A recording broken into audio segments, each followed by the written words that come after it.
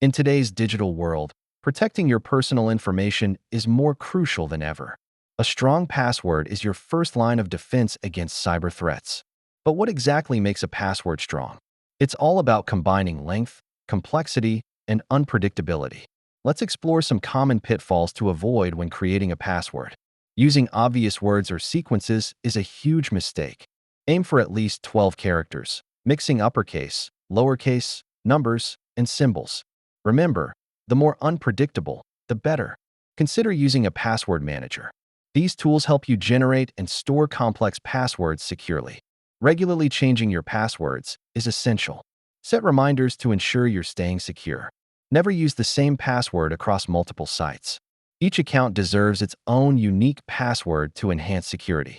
Enable two-factor authentication whenever possible. This adds an extra layer of security, making it harder for intruders to gain access. Struggling to remember your complex passwords?